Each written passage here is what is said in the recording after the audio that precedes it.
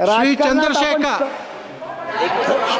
चंद्रशेखर आपण सगळे शिकलो, पण झूठ की राजनीति का सामना करने आपण शिकलेलो नहीं। सभापति महोदय, बहुत बहुत धन्यवाद आपका।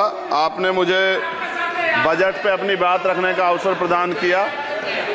मैं अपनी बात को शुरू करते हुए बहुजन समाज में जन्मे सभी संतों, गुरुओं और महान पुरुषों को नमन करता हूं।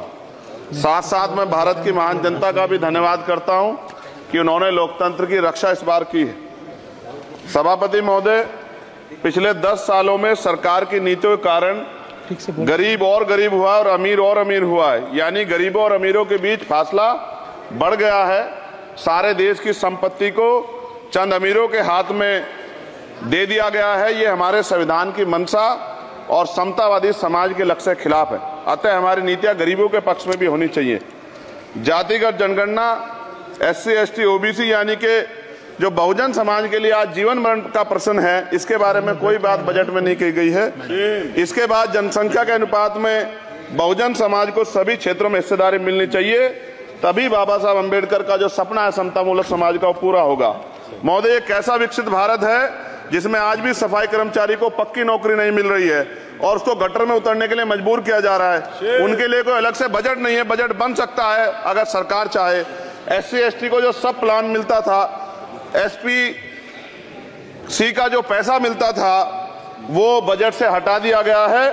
साथ साथ देश के स्तर पर आशा, आंगनबाड़ी, भोजन माता, ग्राम सेवक, PRD जवान, होमगार्डों के मानदेय में बढ़ोतरी नहीं हुई है।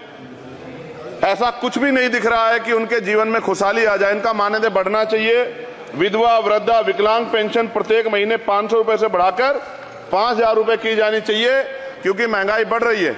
देश में प्रधानमंत्री जन कल्याण योजना के तहत SC, ST, OBC और मुस्लिम को कितने घर दिए गए, इसका कोई आंकड़ा सरकार के पास नहीं है। देश में इसी तरह SC, ST, OBC के लिए कितने परिवारों को शौचालय की व्यवस्था कराई गई। आज भी सिद्धार्थनगर जैसे जिले और तमाम जिले जो है, वहां शौचालय की व्यवस्था नहीं है। इस पे ध्यान देना चाहिए। देश भर में SC, ST, OBC के जो रिक्त पद पड़े हुए हैं, बैकलॉग भरना चाहिए। सरकार ने कुछ नहीं कहा। ये कैसी विश्व की 5वीं अर्थव्यवस्था है जिसमें आज भी SC, ST पे अत्याचार हो रहा है, महिलाओं के साथ रेप हत्या हो रही है। NCRB का डाटा पढ़ेंगे तो खून के आंसू रोने पड़ेंगे। युवा बेरोजगार है, सड़कों पे 80 करोड़ लोगों को 5 किलो राशन में जीवन यापन करना पड़ रहा है। जो बजट SC, ST को मिलता है, मेरे दाएं तरफ जो साथी बैठे उनको बुरा लगेगा, कर्नाटक में 14,732 करोड़ रुपए इन्होंने दूसरी योजना में लगा दिए और मध्य प्रदेश में आपने 95 करोड़ रुपए जो है दूसरे बजट में लगा दिए। हमारा जो मिलता है उसको तो मत छीनो भाई। MSP की लीगल गारंटी कोई बात नहीं हुई है। किसानों को जो 6,000 रुपए मिलते हैं उसको बढ़ा के 12,000 रुपए करना चाहिए और फसल बीमा जो है उसका सारा प्रीमियम सरकार भरे, किसानों पर बोझ ना लगे। रिजर्वेशन प्रमोशन में लागू नहीं किया गया, पुरानी पेंशन को बहाल नहीं किया गया, इस पर चर्चा नहीं हुई। देश में मनरेगा समय न्यूनतम मजदूरी की दर 700 रुपए होनी चाहिए। समान काम समान वेतन पॉलिसी लागू होनी चाहिए। जो रसोई की चिंता करते हुए 500 रुपए प्रति सिलेंडर से ज्यादा के दाम नहीं होने चाहिए, जो महिलाओं को राहत मिल सके। बिजली के दामों में भी कमी होनी चाहिए।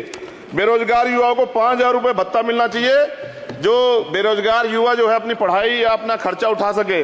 मैं अपने क्षेत्र के विषय में महोदय आपसे कहना चाहता हूं कि पश्चिम यूपी में नगीना में एक एम्स बनना चाहिए, एक IIT बननी चाहिए, एक IIM बनना चाहिए। नगीना लोकसभा में उद्योग धंधे लगने चाहिए। नगीना की कताई मिल जो है उसको पुनः शुरू कराना चाहिए। RRTC जो योजना है सरकार की, उसको मेरठ से आगे बढ़ाकर मुजफ्फरनगर, सहारनपुर से नजीबाबाद नगीना होते हुए उसको नगीना तक ले जाना चाहिए। साथ साथ नजीबाबाद से मुंबई के लिए एक ट्रेन चलनी चाहिए और नगीना, श्योरा, किरतपुर में रेलवे के ओवरब्रिज बनने चाहिए। सभापति महोदय, सामाजिक न्याय मंत्रालय को 13,000 करोड़ रुपए दिए गए और जनजाति कार्य मंत्रालय को 13,000 करोड़ रुपए दिए, कुल 26,000 करोड़ रुपए, जो कुल बजट 48.20 लाख का लगभग 0.54% है। जबकि हमारी संख्या 25% से ज्यादा SC, ST की और बहुजन समाज की मिलाओगे तो 85% से ज्यादा है। और हमारे विकास के लिए सरकार 1% पैसा खर्च कर रही है, जो मिलना हमें चाहिए, जबकि मिलना हमें 25% चाहिए। ये ऊंट के मुंह में जीरा के समान है, कहावत हमने बहुत दिन सुनी थी। पिछले लंबे समय से हमारे साथ धोखा हो रहा है, लेकिन अब ये नहीं चलेगा। चंद लोगों की तराजू से देश के संसाधन नहीं बटेंगे। इस देश का बहुजन समाज बर्दाश्त नहीं करेगा। संसाधन का बंटवारा संख्या के आधार पे होगा। मान्यवर काशीराम साहब नारा लगाए थे, ना तो वोट हमारा राज तुम्हारा चलेगा, और आज हम कह रहे हैं ना ही वोट हमारा और नोट तुम्हारा चलेगा। इस बात का भी ध्यान जो है सरकारों को देना पड़ेगा। आपके माध्यम से सरकार से मेरी एक मांग है, सरकार इस योजना का लाभ भी अपने आप ले ले, श्रेय भी ले ले कि 1 लाख रुपए सालाना बहुजन समाज के अत्यंत गरीब परिवारों को दे। 10 लाख करोड़ रुपए खर्च होंगे, लेकिन इस 1 लाख रुपए की योजना से एक झटके से एक परिवार गरीबी की रेखा से ऊपर आएगा और इनके बच्चों को कुपोषण खत्म होगा, अच्छी शिक्षा मिलेगी, महिलाओं को सम्मानजनक जीवन मिलेगा और इससे वास्तव में सबका साथ सबका विकास का नारा सार्थक होगा। अगर प्रश्न ये होगा कहां से आएगा, तो उसका जवाब ये है कि जब अमीरों का 16 लाख करोड़ रुपए माफ हो सकता है, कॉर्पोरेट टैक्स का घटाकर लाखों करोड़ रुपए का चूना सरकारी खजाने को लगाया जा सकता है, पेट्रोल डीजल के दाम 10 गुना एक्साइज ड्यूटी बढ़ाई जा सकती है, तो गरीबों को सरकार पैसा क्यों नहीं दे सकती। महोदय, समय आ गया है, अब निजी क्षेत्रों में आरक्षण की व्यवस्था होनी चाहिए। SC ST OBC को निजी क्षेत्रों में आरक्षण मिलना चाहिए। और मेरी आपसे ये भी मांग है, क्योंकि अब समय की मांग है और देश तेजी से आगे बढ़ रहा है, तो मैं कहूंगा कि सरकार का जो सबका साथ सबका विकास का नारा लगभग वो असत्य महसूस होता है, क्योंकि अल्पसंख्यकों में मुसलमानों, जैनों, सिखों, बुद्धिस्टों के लिए कुछ दिख नहीं रहा, उनकी कल्याण कोई योजना नहीं है। मदरसों को जो बजट मिलता था वो कम कर दिया गया है, आर्थिक तंगी से लोग मर रहे हैं, इंटर्नशिप की बात हुई है, परमानेंट रोजगार नहीं है। और दिल्ली में क्या हुआ बच्चों के साथ कल, उनकी सुरक्षा की जिम्मेदारी क्या है, वो आए तो बनने थे IAS IPS और बन क्या गए, लाशें बन के गए, यहां से कोई ध्यान नहीं दे रहा है, किसी की नजर नहीं है।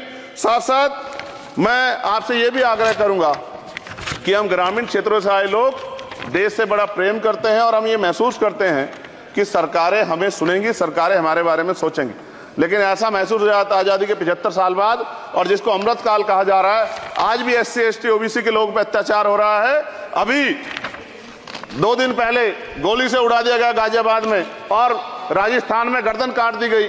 ये घटनाएं देख कर डर लगता है, घर से निकलते हुए भी कि आने घर वापस लौटेंगे नहीं लौटेंगे।